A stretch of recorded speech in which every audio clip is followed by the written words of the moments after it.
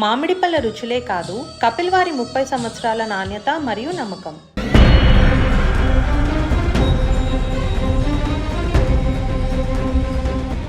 Africa ఖండంలో ఉన్న Ghana ప్రభుత్వం బంగారం వ్యాపారంలో భారీ మార్పులకు శ్రీకారం చుట్టింది. తమ దేశంలో జరిగే బంగారం లావాదేవీలపైన నియంత్రణ తీసుకొచ్చేందుకు విదేశీయులకు వ్యాపారం పైన నిషేధం విధించింది. మే 1వ తేదీ నుంచి అమల్లోకి వచ్చే ఈ కొత్త చట్టం ప్రకారం ఇకపైన విదేశీయులు ఘనాలో బంగారాన్ని కొనుగోలు చేయలేరు, విక్రయించలేరు. ఈ మేరకు ఘనా గోల్డ్ బోర్డ్ అనే కొత్త సంస్థను ప్రభుత్వం ఏర్పాటు చేసింది.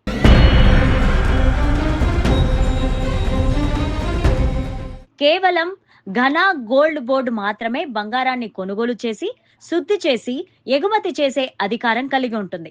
గతంలో లైసెన్సులు పొందిన స్థానిక, విదేశీ కంపెనీలు ఇకపైన ఆ లైసెన్సులతో వ్యాపారం చేయలేవని స్పష్టం చేసింది. కొత్త విధానం ప్రకారం ప్రతి ఒక్కరూ ఘనా గోల్డ్ బోర్డు నుంచి లైసెన్సును తీసుకోవాల్సిందే. ఈ నిర్ణయం వెనుక ముఖ్య ఉద్దేశం దేశంలో జరుగుతున్న అక్రమ మైనింగ్ ను అడ్డుకోవడమే అంటున్నారు.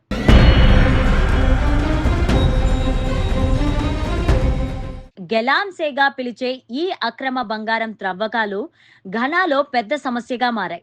ఇది నదులు, పర్యావరణం, గ్రామీణ జీవనం పైన ప్రభావం పడుతోంది.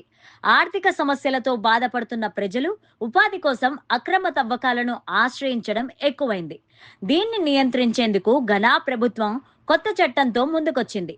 పార్లమెంట్ మార్చి 29వ తేదీన ఆమోదం తెలిపిన తరువాత ఏప్రిల్ 2న అధ్యక్షుడు జాన్ డ్రామనీ సంతకం చేయడంతో ఇది చట్టంగా మారింది.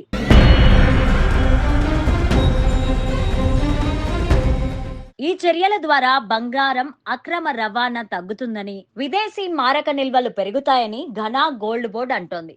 ఇక నుంచి బంగారాన్ని ఎగుమతి చేసే ముందు గోల్డ్ బోర్డు విలువలను అంచనా వేసి అధికారికంగా దేశానికి లాభం చేకూరేలా చూస్తుందని చెబుతున్నారు. ప్రపంచంలో అత్యధిక బంగారం ఉత్పత్తి చేసే దేశాలలో ఘనా 6వ స్థానంలో ఉంది. అయితే అక్రమ మైనింగ్ వల్ల కలిగే నష్టాన్ని నివారించేందుకు తీసుకున్న ఈ చర్యలను అభినందిస్తూ పలువురు ఆర్థికవేత్తలు స్పందిస్తున్నారు. ఇది బంగారం పైన సంపూర్ణ నియంత్రణ స్థాపించే దిశగా కీలక అడుగుగా భావిస్తున్నారు.